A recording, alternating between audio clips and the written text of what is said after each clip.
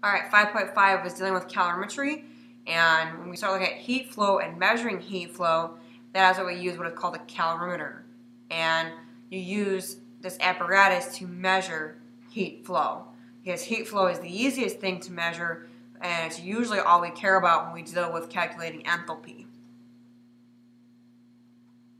Okay, when we talk about heat flow and calorimeters, we have a couple different things. We have, first off, we're talking about heat capacity. Okay, when we talk about heat capacity and specific heat, you have to be careful because the magnitude of a temperature change is different for every single substance. So the more heat an object gets, the hotter it gets, but how hot it gets and how much the temperature changes depends a lot on what substance that is. And when we talk about what substance that is and how hot something gets, we're talking about heat capacity. Okay, heat capacity is the temperature change experienced by an object when it absorbs energy. Okay, now the amount of heat needed to change 1 degree Celsius or 1 Kelvin, okay, so that means how much heat it soaks up before it changes by the 1 degree Celsius. That is our heat capacity. So how much heat can it take before it changes 1 degree? So how much can it take? That's a capacity. How much heat can it take? Okay. Now, the greater your heat capacity, the more heat that is required to change the 1 degree Celsius or the 1 Kelvin.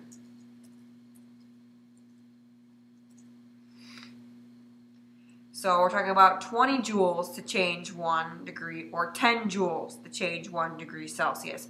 That's the heat capacity of something. The more heat it can take before it actually changes that degree on your thermometer. Okay. Now when we talk about these heat capacities, we get into a couple of different specifics. Okay. And the first thing is a molar heat capacity and a specific heat. Okay. So notice here on this to the right, I went from 14.5 degrees to 15.5 degrees, and it took this much heat to get it to move that degree. Okay. Now when we talk about heat capacity, like I said, we have what's called molar heat capacity, which is just what it sounds like. It's the amount of heat needed to change 1 mole of your substance 1 degree Celsius. And we deal with specific heat, so this one is molar heat capacity.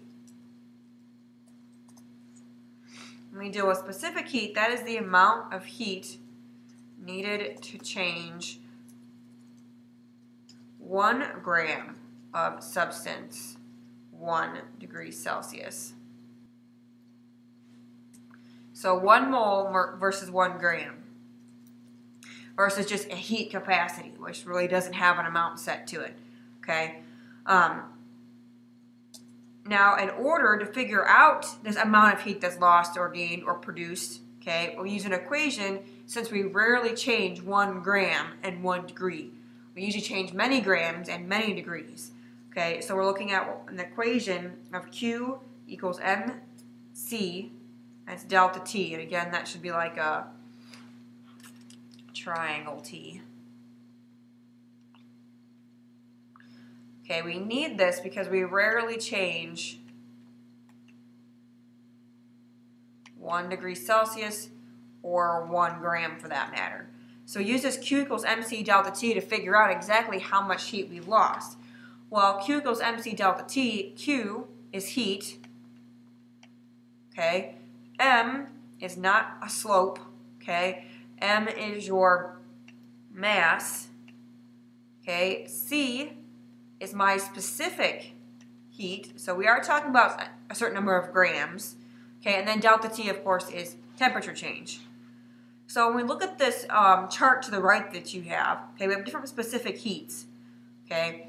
Water has a specific heat of 4.18 joules per gram Kelvin, which is the same thing as joules per gram degree Celsius. So water can absorb about 4 joules of energy before it changes 1 degree. So it can absorb more heat before it changes than, say, carbon dioxide, which can barely absorb 1 joule before it changes a degree Celsius. Okay, so we try the first practice problem. Is how much heat is needed to warm 250 grams of water from 22 degrees Celsius to near its boiling point of 98 degrees Celsius. The specific heat of water is 4.18 joules per gram Kelvin. What is the molar heat capacity of water? So we've got 2 questions there. How much heat and the molar heat capacity. Okay, well if we start off with the first one, which is how much heat. Okay, that's the whole Q equals mc delta T. I don't know the heat, which is Q. I've got a mass of 250 grams. I've got a specific heat of 4.18 joules per gram Kelvin. And my temperature change is from 98 to 22. So final minus initial. Okay, that's what change in is, F minus I. Okay, so when I multiply all that out, I'm going to get a heat of 7.94 times 10 to the 4th joules. That's how much heat is needed to warm that amount of water. Now when it asks what is the molar heat capacity of water, okay, that actually has nothing to do with the other question and all to do with the specific heat. Okay, the specific heat of water is 4.18 joules for 1 gram in Kelvin. Well, I want to know how many moles per, how many joules per mole Kelvin.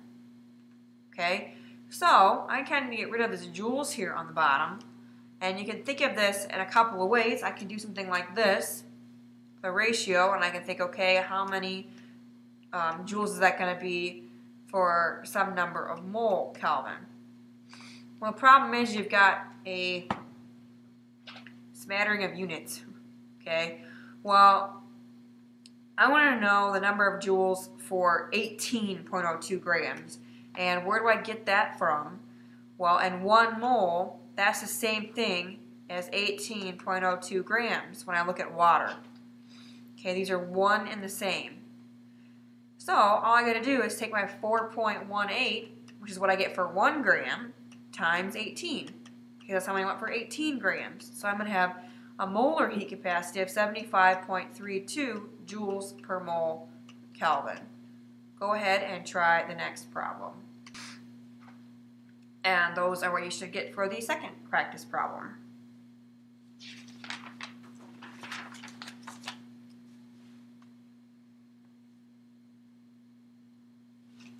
Alright, now we're going to look at constant pressure calorimetry. And for many reactions, such as those occurring in a solution, it's really easy to control pressures so that my delta H is actually my heat that gets produced. And we're going to look at this type of calorimetry, which is also called coffee cup calorimetry. And this is what we're going to do in a lab here later on in the chapter. So what happens here, some different characteristics of this type of calorimetry. Okay. First thing is that we have a constant pressure. So we're going to have atmospheric pressure, which means that, like it says above, my delta H is going to be equal to my Q. So my enthalpy is equal to my heat. Okay.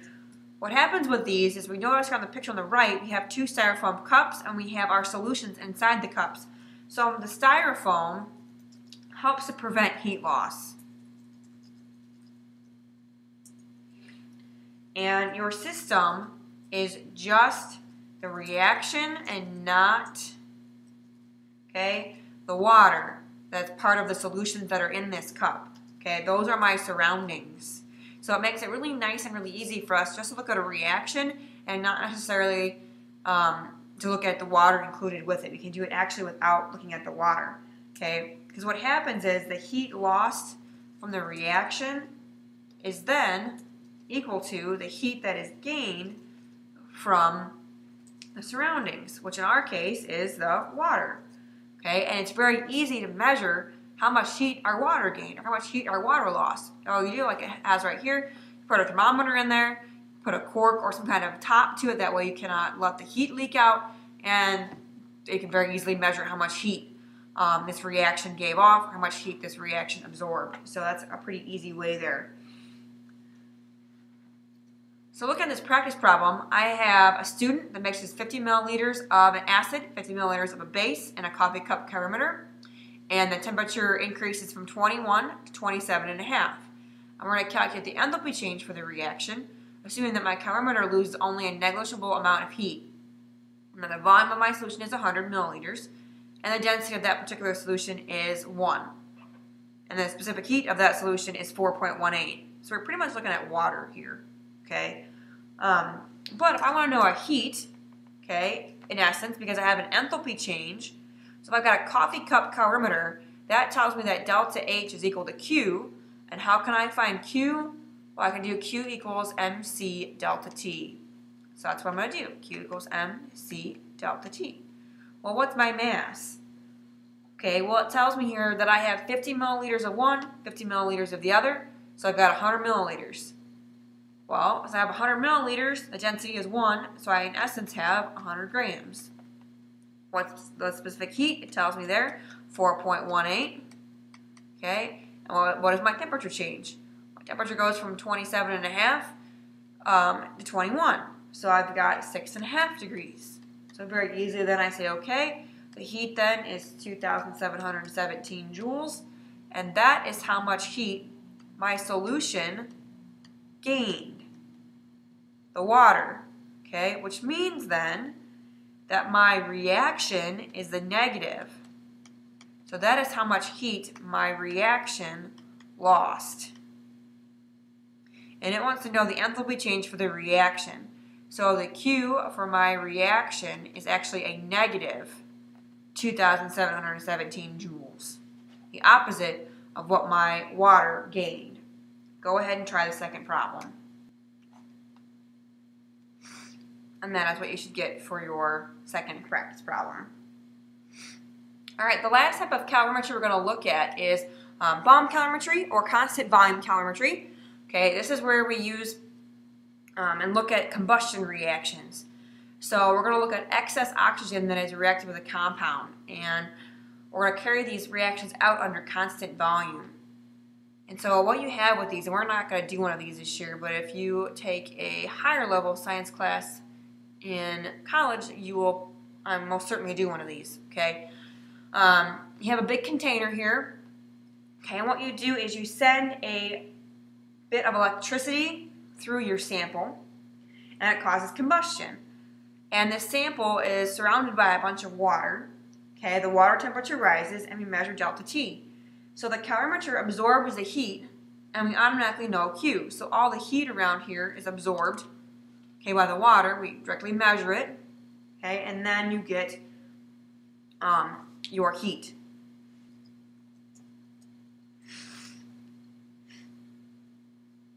Okay, since only the calorimeter absorbs the heat, okay, all I care about really is the calorimeter. Okay, the heat the calorimeter absorbs is a big uppercase C delta T, because there's no mass here, there's no specific heat here, it's just my calorimeter. The calorimeter is absorbing every single bit of heat.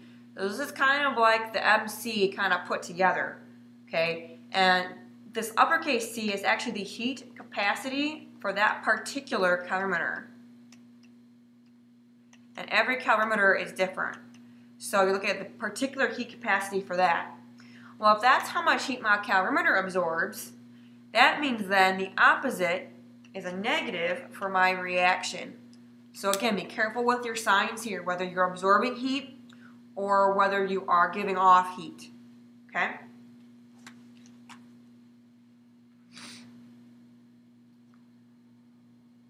All right, let's look at the first problem together, and then you're going to do the second one. So I have methyl hydrazine, which is commonly used as liquid rocket fuel, and combustion. I have 4 grams of this. It's combusted, and my temperature of my calorimeter increases from 25 to 39.5. In a separate experiment, they determined the heat capacity of the calorimeter to be 7.794 kilojoules per degree Celsius.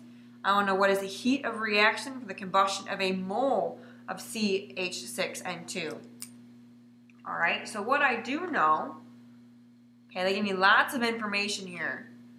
And what they're telling me is that my calorimeter will absorb that much heat, okay, and my calorimeter went up by that much. So based just off of my temperature, I can figure out exactly how much heat that calorimeter absorbed.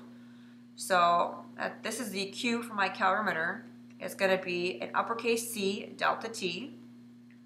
So I've got my 7.794 kilojoules per degree Celsius times, okay, my temperature change, which is 14.5 degrees. And I get an answer of 113. So that means my calorimeter absorbed that much heat, which means I lost that much heat from my reaction, which is what we care about, the reaction. Okay, well, I have that much heat, okay, for 4 grams.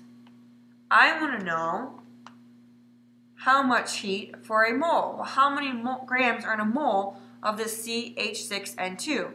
Add up all the parts, and you're going to get 46.1 grams are going to be in 1 mole.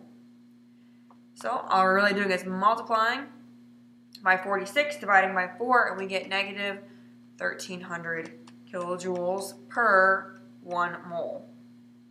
Go ahead and try the second one.